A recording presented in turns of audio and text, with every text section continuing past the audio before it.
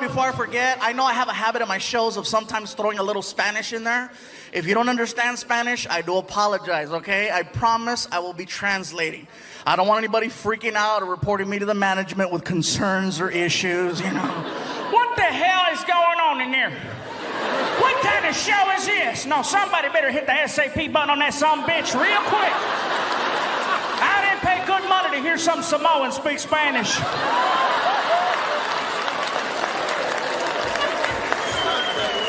I'm not Samoan, I'm fluffy. I didn't know why the guy thought I was Samoan, you know? And I've had this happen a couple times where people go, "Are you Hawaiian?" I'm like, no. No, not just a shirt. I thought it was just a shirt, but no, how could it just be a shirt? Just because you wear a freaking sombrero, that doesn't make you Mexican. I see white people Cinco de Mayo wearing a sarape, walking a donkey with a sombrero. You don't look at them and go, "Hola, amigo." No, you're like, "Hey, Ted. Hi." You know, and he's walking around, "Hola, come on. Come on, stupid donkey. Donkey, come on." I don't get it, man.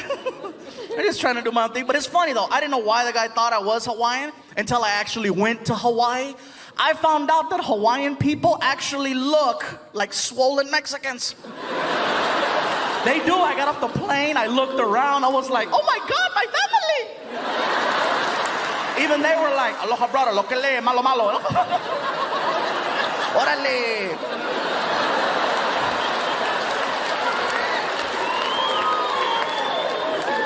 I loved Hawaii. Hawaii was great, man. They have a lot of different cultures there. They have a lot of Asian people. A lot of Koreans. I know this because I got a couple of shirts tailored at some places, and every time I'd go in, it was always a Korean lady. An older Korean lady who was mean. I'd walk in, and this one lady always had a comment to make. I'm there for a week, and every day she had a different comment.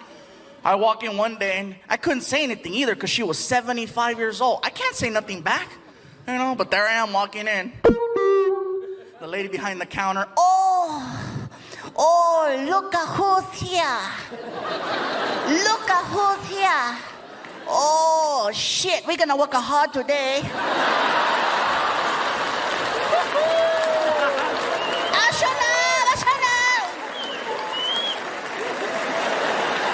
Whatever. Make fun of me. But I could handle it, though, you know. I could handle it. People say, "Well, you know, Gabriel, you go up there and you make fun of yourself." No, I don't. I come up here and I tell you the things that I heard people say. There's a difference. You know, sometimes I set myself up for jokes and I don't realize it. 3 years ago, I bought a Beetle, not even thinking. That's not the joke. Shut up. See, I can't even tell you guys the story already. I wasn't thinking. I bought the car because it was affordable, economical, brand new freaking Beetle for like 17 grand. I was like, ah! First new car. I go to show it off at my friend Martin's house. I thought it was nice. I pull up, you know. Martin! He lives in the hood. I don't get out the car.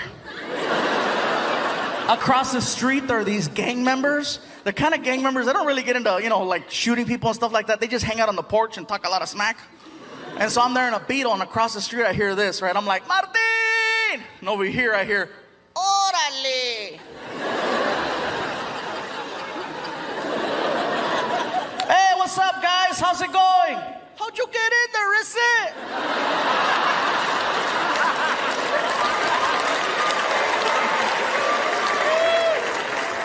Hurry up, Martin! 2 months later, I go back to pick him up. Now I've had some time to work on the car, right? I put some rims on it, some stickers. I put a chip in the motor so it goes faster. I thought it was bad, right? I pull up. Martin! Orale! I'm not turning around. Hey! Hey! I don't see you. Hey! Oh! What? Check it out, hey! It's the Fat and the Furious!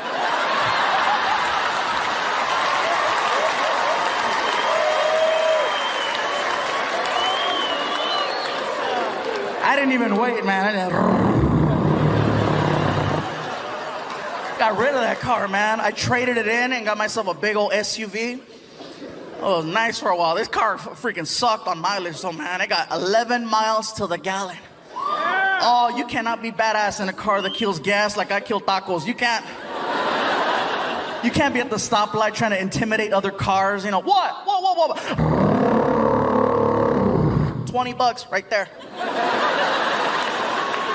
Hell no, man. But it was kind of cool. It had a GPS navigational system in it, an OnStar, which was really cool. You know, I'm driving and all of a sudden this girl's talking to me. Right turn up ahead. In 3/4 of a mile, left turn. And I'm like, whatever you say, baby.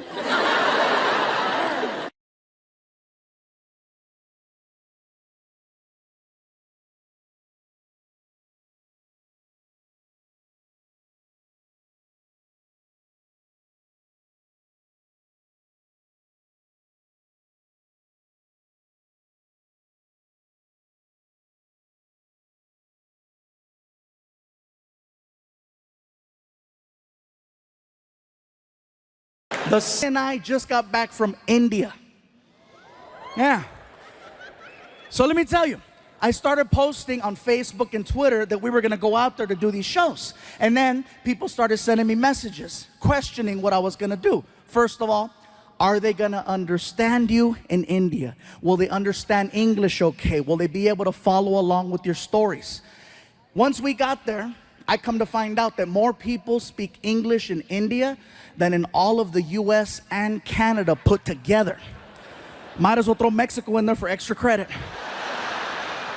Because there's that many people, and yes, they have the internet. They got the internet, they got Bollywood, they got Hollywood. They understand American culture so much more than we understand theirs. Second thing, people tried to warn me about going over there. Gabriel, be careful. India is a third world country. Don't drink the water in India. It contains parasites that'll make you really sick. Don't eat the food from the street people, especially the street meat. It contains a parasite that'll make you really sick. And most importantly, there's a lot of crime over there. Don't stay out late. When the sun goes down, you go down. I'm like, is it that bad? Parasites. So I'm like, let me get this straight. There's a lot of crime. Don't stay out late. Don't eat any of the food from the street vendors. And don't drink the water. Why does that sound familiar? That's Mexico!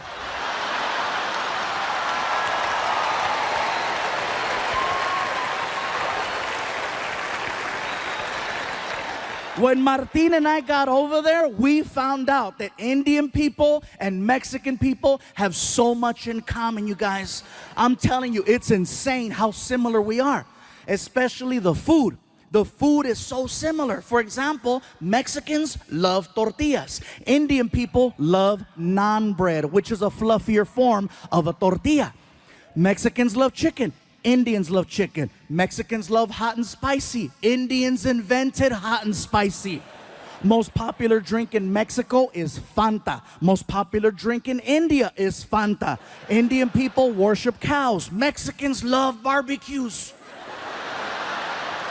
A lot of similarities.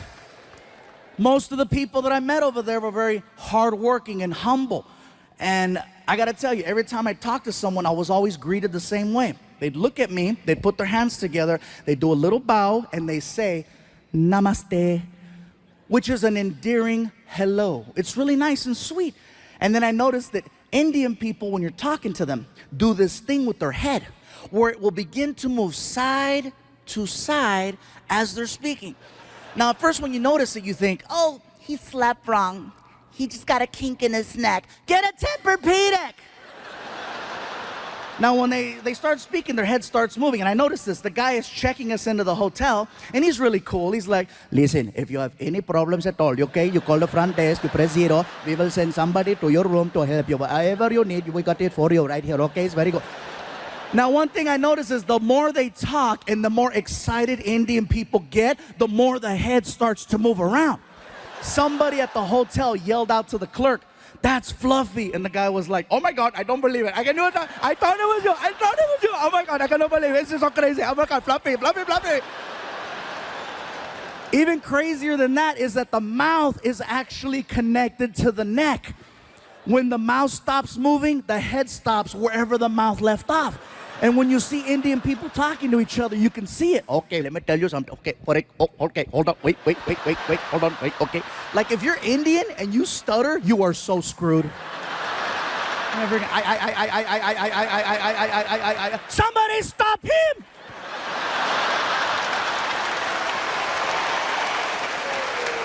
I'm not gonna lie, you guys. When I first saw this happen, I thought it was hysterical. I thought it was funny. But then I started thinking about it. Head movement is just a form of expression. No matter where you live in this world, people express themselves in their own unique way, whether through facial expressions, hand gestures, body movement, extra words. Everywhere you go, things are different, and that's just how they express themselves in India. Now back to the whole Indians-Mexican thing. That is something else that we share in common with Indian people. Head movement. Now some of you in the building tonight are like, stupid, we don't have head movement. Yes, we do. It's a little different. See, with Indian people, the head movement is side to side. Mexicans, our head movement is front to back. The difference between that is that with Mexicans, we have to be very, very upset in order for you to see the head movement. Otherwise, you can't tell. With Indians, it's all the time. Oh, today is such a nice day. It is such a beautiful day today. I'm so happy. It's very nice, very good. Oh my God, I can't believe it's so nice. It's such a pretty. Mexicans, when we're mad, that's when it comes out. For non-Latinos, hey, trust me, you cut off a Mexican in traffic, see what happens. ¡Sácate, pendejo! ¡Lárgate, cabrón! ¡Quítate, desgraciado!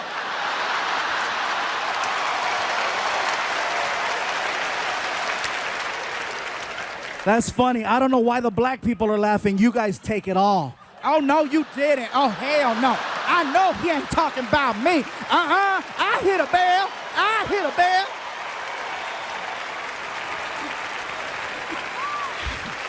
I made myself dizzy doing it.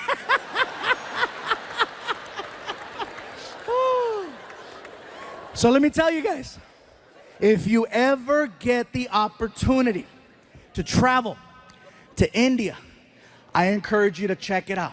You are gonna see some beautiful things. You are gonna see some amazing things.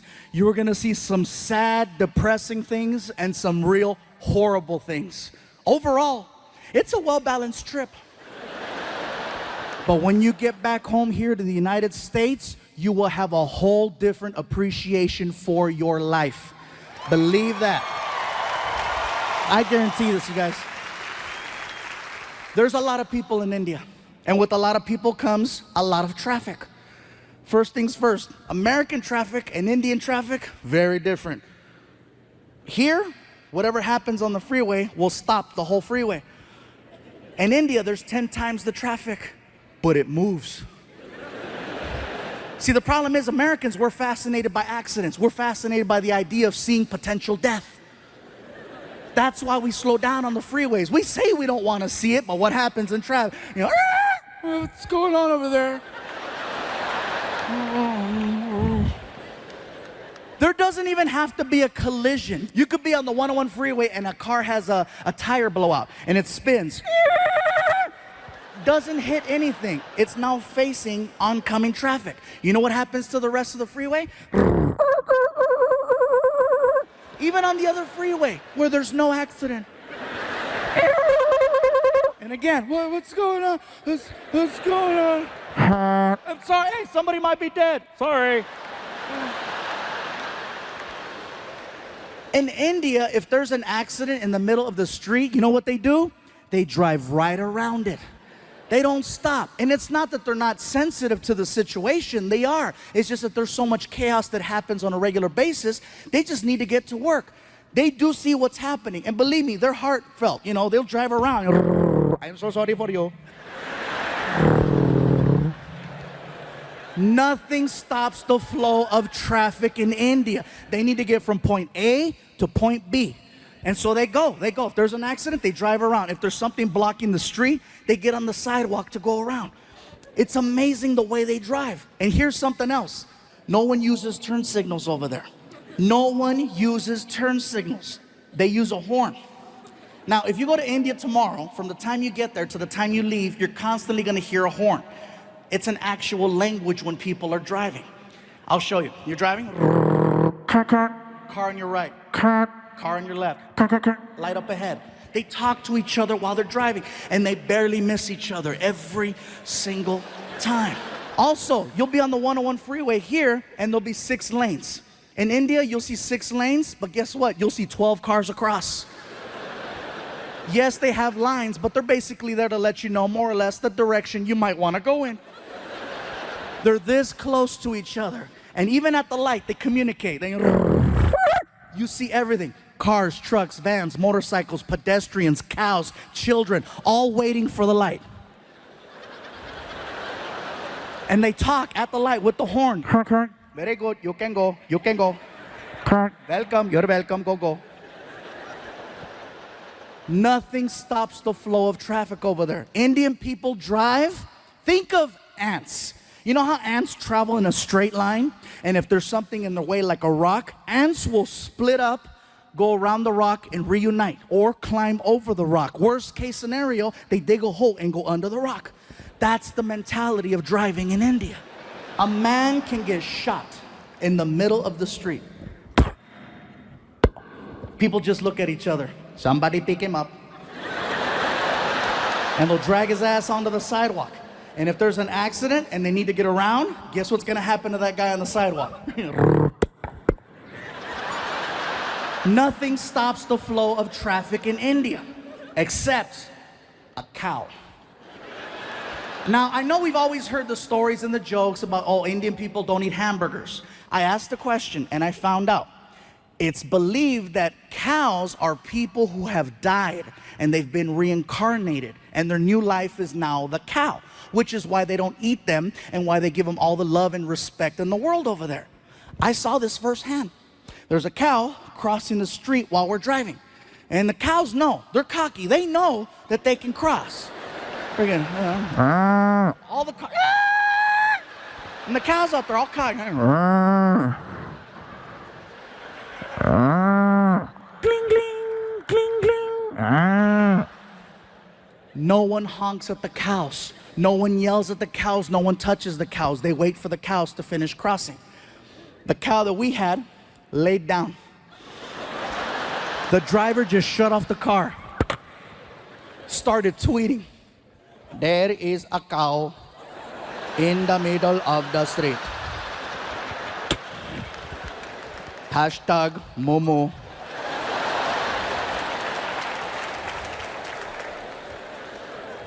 I asked the driver, "What's going on?"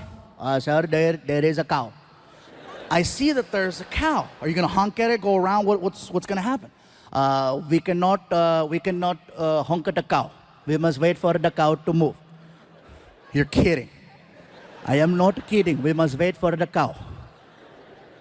We drove past a dead body 15 minutes ago. "That is probably him."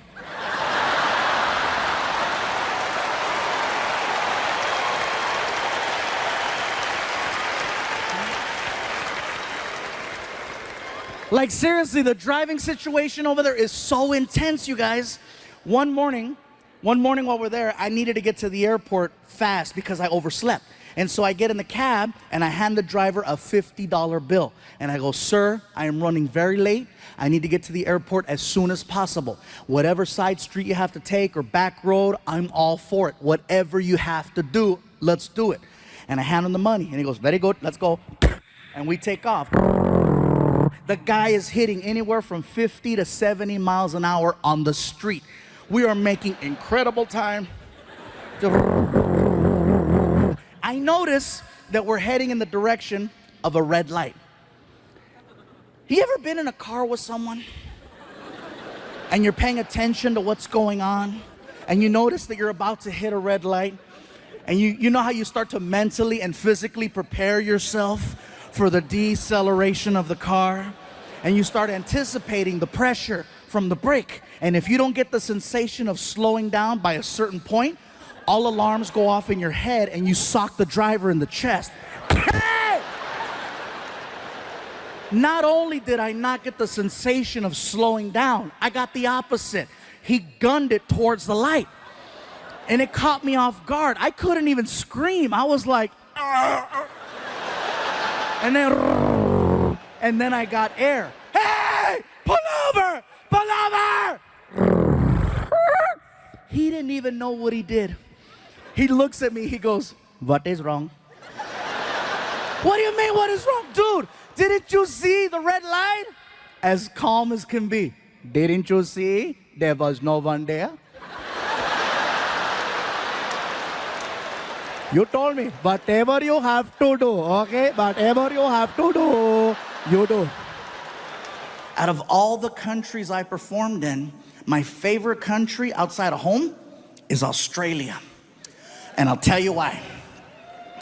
Australia, much like us in America, has its list of priorities. You know what's not on their list? Political correctness. They do not care about your feelings. It's like a country full of Daves.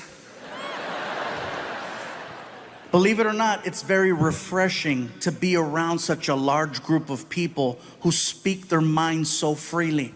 And if you know that before you go there, you're gonna have an amazing time. But if you don't know that and you show up, it is a culture shock and a half, because I showed up and I didn't know. Everybody says you gotta see the beaches, and I went to the beach. I had people coming up to me. Hey, somebody help me get him back in the water. Yeah, look at right there, big fella. Look at you right there. Oh, look, he's moving. He's moving. He's moving. Oh, he's crying. He's crying. I bet it tastes like gravy.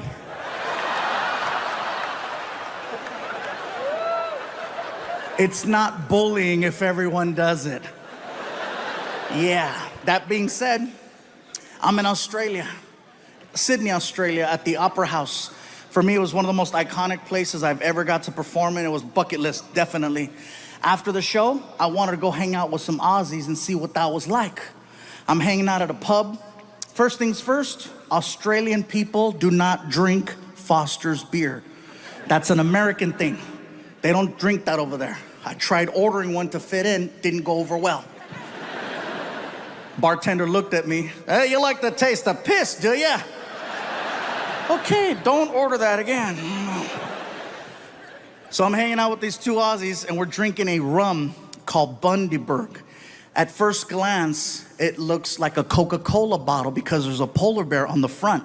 And then you drink it, and you're like, that's not Coke. As we're talking, a third Australian joined the conversation. And he sounded a little bit different from the other two. He had more of a raspy voice. More like, all right, yeah, mate, yeah, all right. He sounded like a drunk pirate underwater. These two guys didn't like him, so they called him a name and they left. And now it's just me and drunk pirate. We're talking about life. Life in America, life in Australia, talking about our differences. He tells me that he's a professional knife maker. He's showing me how it's done. He's showing me pictures. We wind up polishing off 3 bottles of this rum.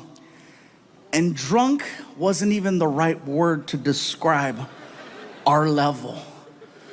My tour manager, Ryan, he comes up to me and he says, Gabe, time to go. And I look at Ryan and I'm like, but Ryan, I just made a friend. And he makes knives. And they're pretty. My tour manager always knows how to talk to me no matter what condition I'm in. If I'm drunk, he knows better than to talk to me like I'm an adult. He talks to me like I'm 2. He looks at me and he says, hey, buddy. You hungry?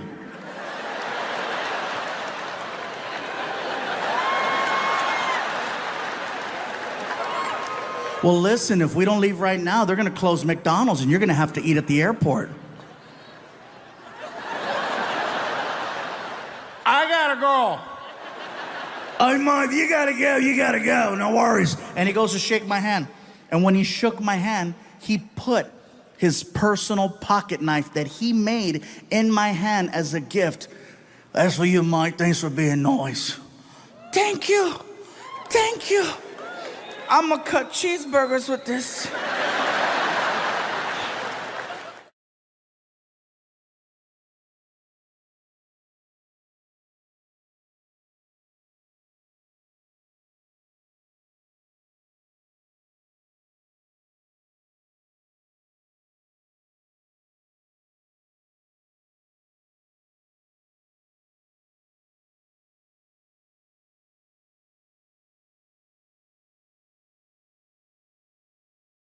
I'm in the middle of trying to deal with this whole situation with my son watching these videos and not going to work. And while I'm doing this, I get the most random phone call I've ever gotten. My publicist calls me up and she's like, Gabe, Snoop Dogg is looking for you. Excuse me? Snoop Dogg, I know who Snoop Dogg is, but what do you mean he's looking for me? Well, is he looking for me or is he looking for me? He's a fan and he wants to interview you. Oh, cool. Sounds good. What is it? I think it's some type of podcast. I'm in. Can I bring Frankie? Absolutely. Cool. So I hang up the phone. I'm excited. I want to tell my son. I'm like, Frankie, I'm walking towards your room. I'll be at your door in 3, 2, 1. Hey, all right, you're dressed. Good, come on, let's go. Where are we going? Watch. We get in the car. And now we're off on this adventure to go do an interview with Snoop Dogg. You guys, let me tell you something. We get to the neighborhood and we're lost. The GPS says we're there, but we're lost. We're looking for a house and there's no house, just a big building. And so I'm like, this doesn't look like a podcast, really? So I pull up to the security gate. Tap the button on the wall. Security desk, can I help you? Hey, security desk, my name is Gabriel Iglesias, and I think I'm here to do an interview with Snoop Dogg. Okay, one moment. Oh, okay, this is it. Good, good. I'm so excited. Snoop Dogg? This is gonna be cool, right? Sir? Yes. Yes, hi. There is no Gilbert Ignatius on file. What? Could there be another name? Another name? I don't know. Fluffy, maybe? And the gate starts to open.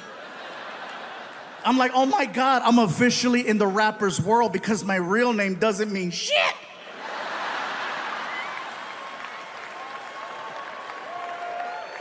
So we drive in.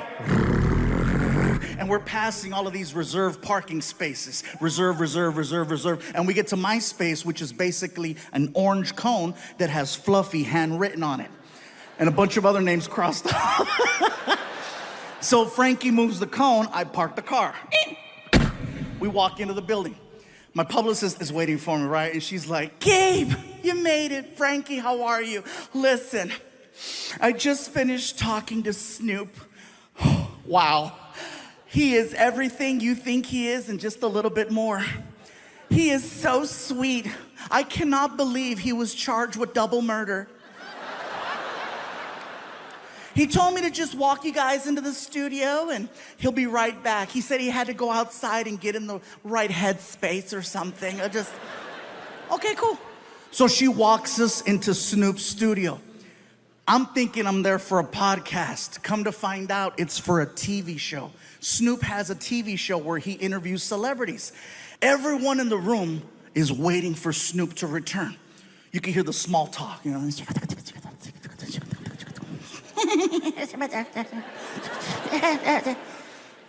All of a sudden, everyone stands up. And I'm looking around like, what's going on? And I look at the door to see if Snoop's walking in, and I don't see him. And I could see my son. I don't realize it, but Snoop is entering the room through a different door.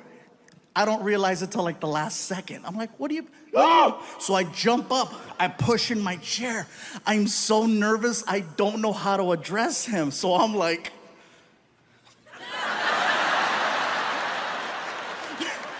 I felt stupid. Snoop walks over to me and he's so cool, you guys. He's so cool. He walks over to me and he grabs my hand. He's really strong. He pulls me in and he says, Yo, what it do, baby boo? How you feel?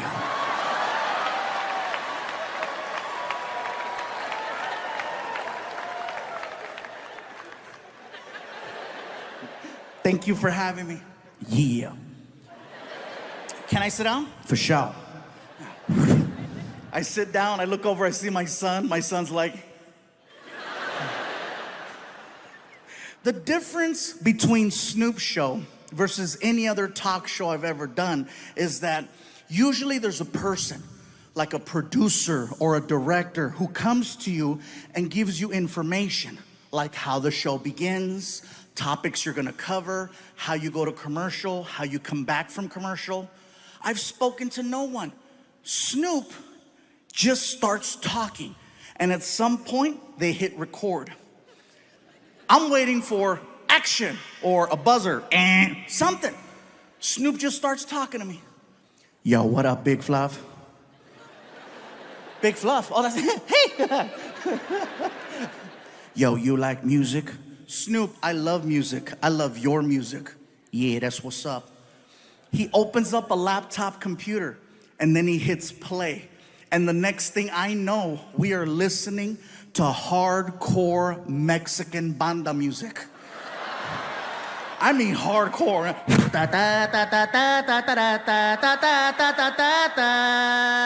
And you can hear gunshots in the song.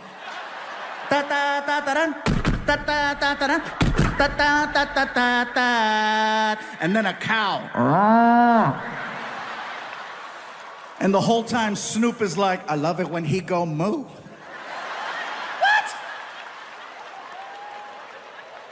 I feel like he's messing with me because I'm Mexican, right? So I called him out. I said, Snoop, do you understand what you're listening to?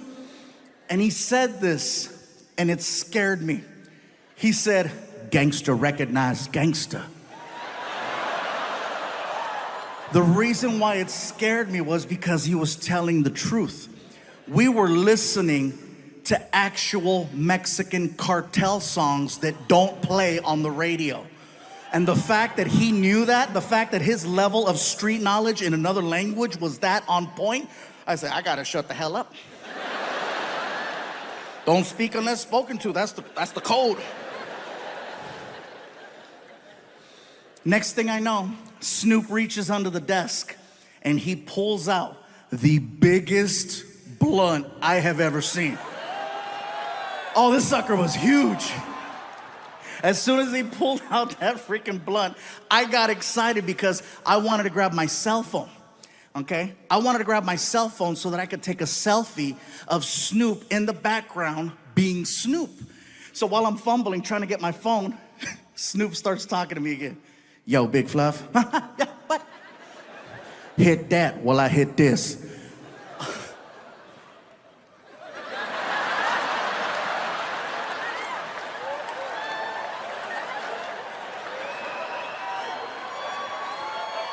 The second I went like that, all of the cameras in the room, red light, red light, red light, red light, red light. My publicist is like, no!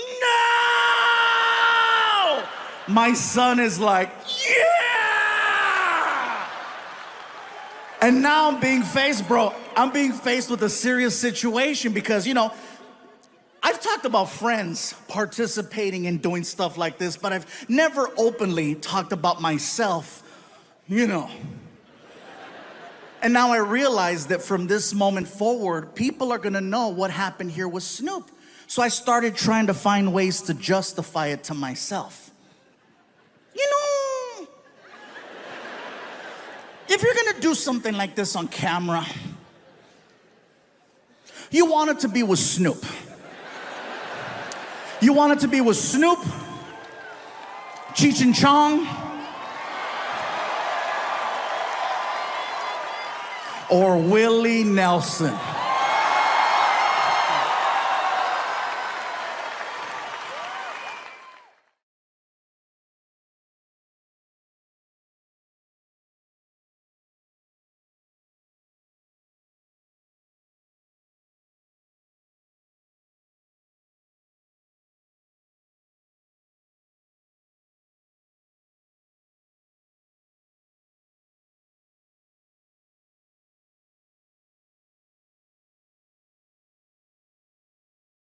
Houston, I'm gonna tell you something, and I don't know how this is gonna go over, but I'm gonna say it.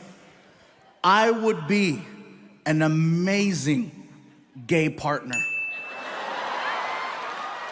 I would, all the way up until that one part, but even then. Have you ever driven a Lexus? Those are nice. Sometimes you gotta take one for your own team. I'm just saying.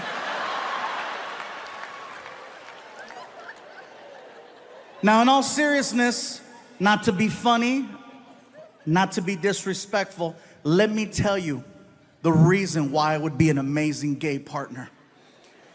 The level of communication between two men is so high, I might actually get an answer. There might be clarity and understanding. I might hear a yes, I might hear a no. Do you know how many relationships I have been in where I still don't know the outcome to certain conversations? Very simple yes or no questions. That's what I would do. Something as simple as, baby, you hungry? Well, I haven't eaten yet, so I probably should eat something, but I'm not feeling it right now. But if I don't eat right now, you know how I'm gonna get later. So I guess it's probably a good idea if I start eating right now. But it really depends on the options. What do you think? Ah!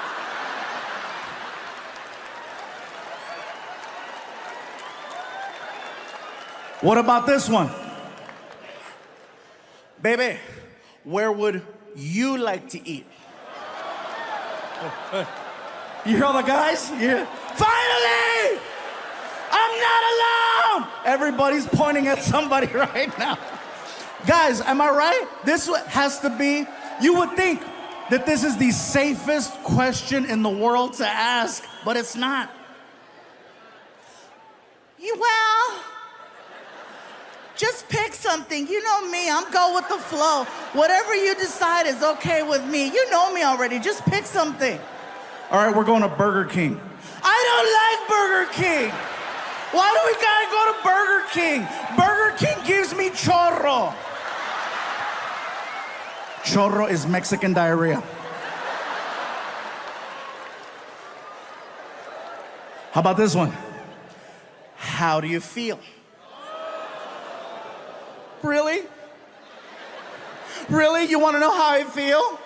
Well, you know, maybe if you'd pay attention from time to time, you might know how I feel. You might not need to have to ask me such a question because you would already know exactly how I feel. The amount of time and energy I've exhausted to let you know how I feel, and you have the nerve to ask me, how do you feel?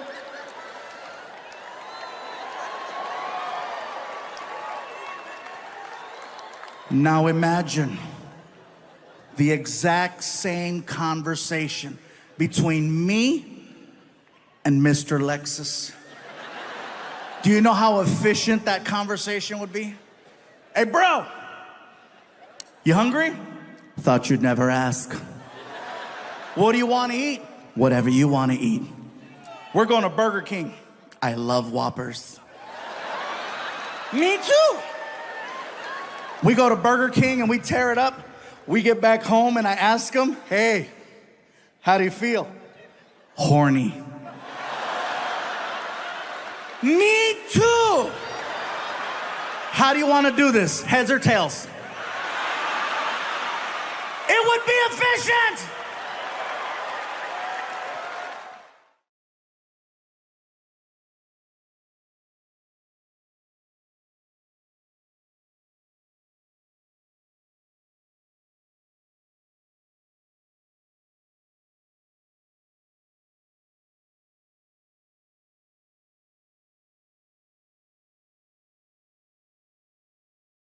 And it's funny because, you know, for me to relate to my son, it's a little challenging, you guys. And it's not that I can't relate to a teenager, because I can. I can relate to almost any age. You know, I got people that brought kids here tonight.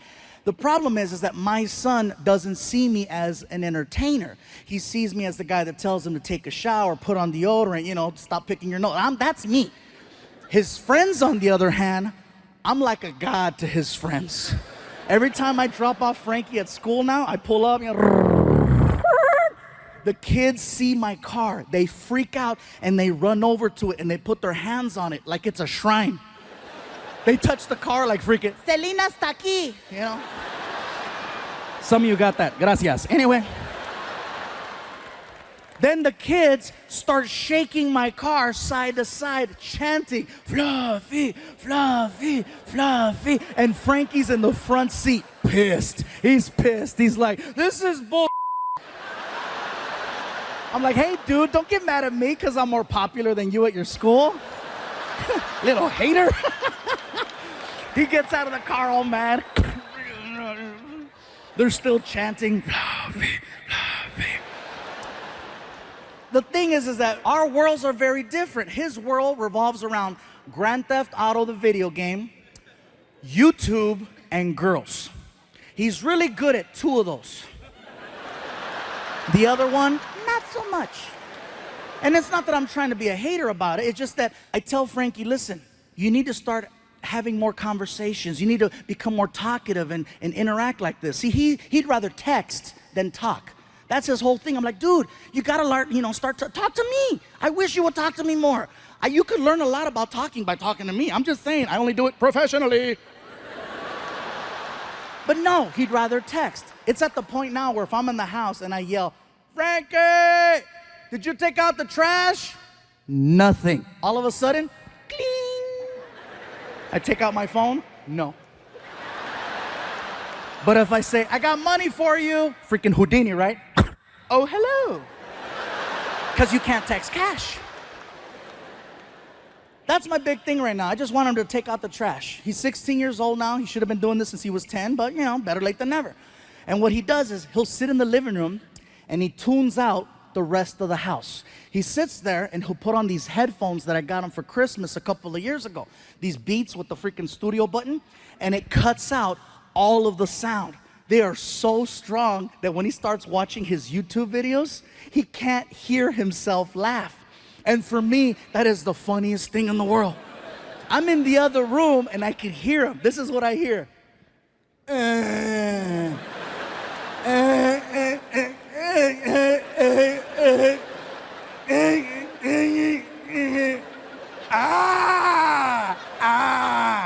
I'm in the other room like, who brought the Germans?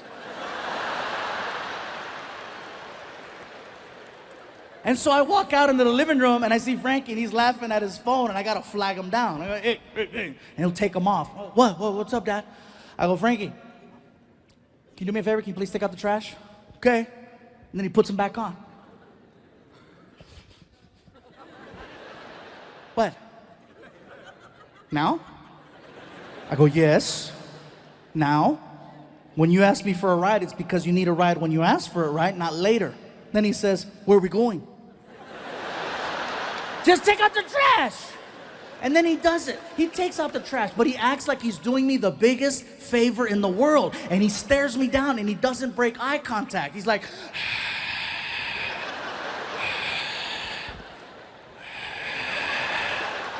and then I'll hold the bag over the can and he makes a sound. I'm like, dude, so much drama. It's crazy. I'd like to have normal conversations with him, but usually I got to take it that far for us to interact. I look forward to conversations. Even if it's something small and minute, at least it gives me a chance to trigger another conversation with him. I look forward to a few things. I look forward to December, because in December, Frankie becomes very chatty. Otherwise, he's one-word kid. Parents, you know what I'm talking about. Kids, one-word kid. And you try to talk to them. Hey, how's your day? Good. You have any homework? Yeah. You gonna do it? Maybe. You hungry? Mm-hmm. What do you want? Food. Ah!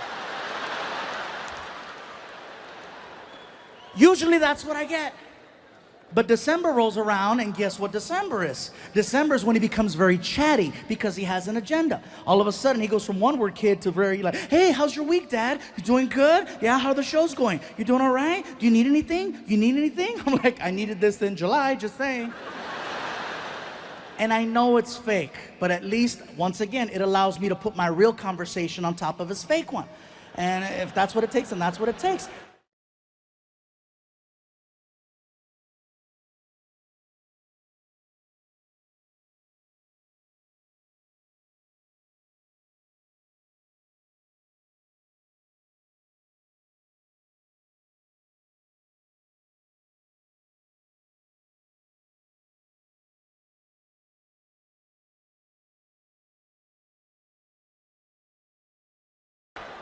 So here's the story.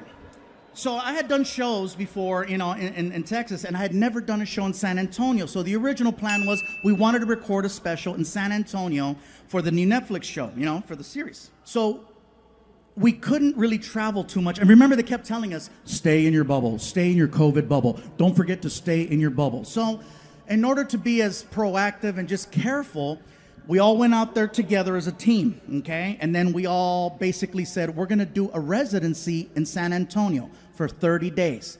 30 shows in 30 days. And on the last day, we'll record a new special. This way it gives me a chance to start performing again because it'd been over a year since I touched the stage. And so we get there and they gave me the option. Do you wanna stay in a house or do you wanna stay in a hotel? And I said, well, I've never lived in Texas before, so let's see what a house feels like. So they got us like this fancy Airbnb, and basically, it was Martin, Alfred, my friend Rick, myself. It was like 4 of us. It was like the Mexican version of the real world, okay? So we're all in this big house together. Everyone gets their own room. And so, of course, I get the big room because it's me. And, look at something. No, yes. So I open up the door. I turn on the light. Click. And I'm like, this is a beautiful room. Wow, look how big it is. And then I notice there's a hole in the wall. And I said, that's weird. So I get really close to the wall. And when I got close, I realized it's not a hole, it's a big ass roach. And let me tell you, I am not exaggerating when I tell you that cuca was this big. That roach was this big. Now, I have used this unit of measure before to exaggerate. And let me tell you, I'm not exaggerating when I tell you that freaking cucaracha was this big. And I don't want you guys thinking, oh, what, you think you're too good for roaches? No! I grew up with roaches my whole life. My mom and I, we lived in apartment buildings, projects. We always had roaches, but they were different. First of all, they were this big. And California roaches are very different. Okay? For example, when you turn on the light, they scatter. In Texas, he chilled. In California, they respond to sound and movement. Ah! Scatter. I tried my California technique on this Tejano roach. I said, ah! And the roach was like, what? Oh my God, I don't think he's in my room. I think I'm in his. And at that moment, my tour manager walks in the room and she's like, is everything okay with the accommodations? I said, no, the room is beautiful, but look at the wall. Aw, there's a hole in the wall. I said, get closer. She gets up to the wall and she's like, oh, it's a big ass roach. I said, you're okay with that? She said, he's not in my room. She can see that I'm visibly bothered by this roach. So she's like, would you like me to take care of your little friend for you? And it is a little emasculating because I'm a big guy and she's like 5'2". So she's like, move, fool. She takes off her shoes, she grabs it, she gets up on a chair, and she brings it back, and she's like, soy la 69. Bam! Nailed that roach. Threw down her shoe, put it on. I look at the wall, and it kept moving. And I said, you have angered our friend. And she was like defensive. Fool, round two. So she grabs her shoe, gets back up on the stool, and she brings it back. And just as she's about to nail this roach for the second time, that shit started flying.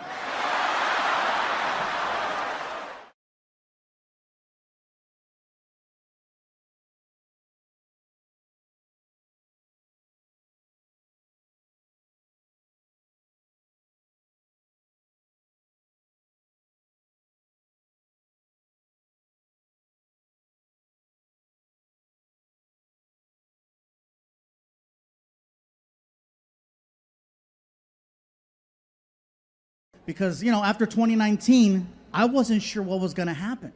Honestly, for me, I thought that 2019 was the best year I ever had in comedy. And the reason why I say this is because I was this close to hosting the Oscars. Yeah. Pretty sure I got a good chance next year.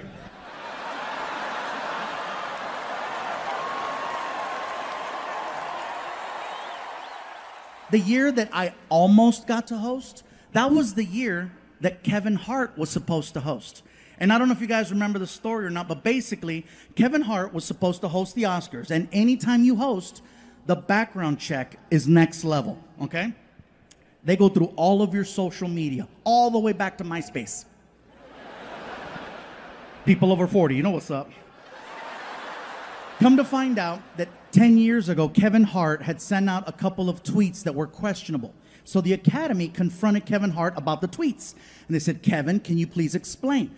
And Kevin was like, yes, I said those things. I acknowledged them 10 years ago, and I apologized 10 years ago. Can we move forward? And the Academy was like, well, good, Kevin, we're glad that you apologized because they've been brought to our attention again, and we need for this to go away. So we need you to apologize. And Kevin said, you can't make me apologize twice for the same thing 10 years apart. And they said, well, you have to, because if you don't, you cannot host the Oscars. And Kevin said, well, thank you, but no thank you. And he walked away from the job. I would have done the same thing in his position. Because by him apologizing, he gives more power to cancel culture, and we can't give him more. We got to take it back. So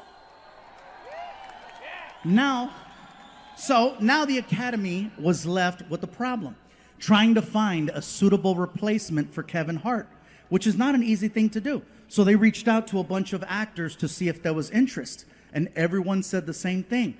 Thank you, but no thank you. We want no part of that Kevin Hart drama. No one wanted the job. Me, on the other hand, oh, I recognize a job opening when I see one. So I had my manager call the Academy, and the Academy was thrilled to hear from anyone. They were like, Gabriel Iglesias, yes, we know who he is. He's very funny, very witty. We think he would make a good host for the Oscars. Please have him submit some comedy material so we can see what the vibe of the night would be. And based on the material, we'll make our choice. So that's what I did. I sat down one night, got a pen, piece of paper, wrote out a bunch of jokes, and I turned them into the Oscars. And I think that's why they said no.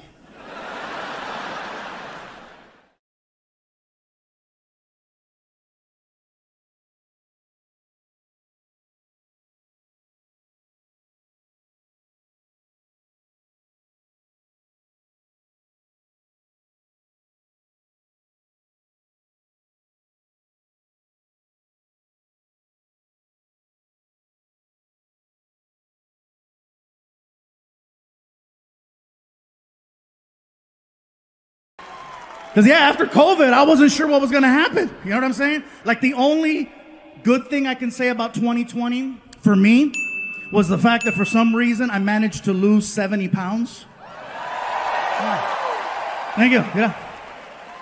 Yeah, I lost 70 pounds. People ask me, what's your secret? I said, it's no secret. They closed all the goddamn restaurants. That's a secret. I didn't know how to cook. That was the secret. It was me at home with a Foreman grill making weenies. But yeah, we were on tour in Kalamazoo, Michigan when we got the news that we had to go home. And then we came home and we all turned on our TVs and we watched them lie to us. I'm not trying to be a conspiracy person, but they told us, remember? It's only going to be 2 weeks. That's it. They told us 2 weeks. All right? Ladies and gentlemen, we'd just like to ask that you go home for 2 weeks. Be with your loved ones. Be with your family. Just 2 weeks while we figure things out. Dr. Anthony Fauci has given us some new information to go by. Just 2 weeks. That's all we need. Just 2 weeks. And I apologize for using the same stereotypical old white voice. But that's the one that they used. Because that's the one we listen to in a time of crisis. It couldn't be any other voice. It couldn't be, no hombre, cállate, shut up, mira. No más 2 weeks, okay? No más tú. You're gonna go home con tu mamá y tu papá. And if COVID come to the house, you tell COVID, hey, no está aquí, güey. Come back another time, it's okay. Just 2 weeks. It couldn't be any other voice. It couldn't be. I tell you what, this is what you're gonna do, goddammit. You're gonna take your ass home, you're gonna hunker down. You're gonna hunker down, and if COVID shows up at your front door, get her done right there to the face. Okay, that's what you're gonna do. Just 2 weeks. It couldn't be any other voice. It couldn't be, all right, listen up, okay, this is what's gonna happen. You're gonna go home, you're gonna be with your family and them, right? And if, oh, you don't wanna laugh at the black voice, huh?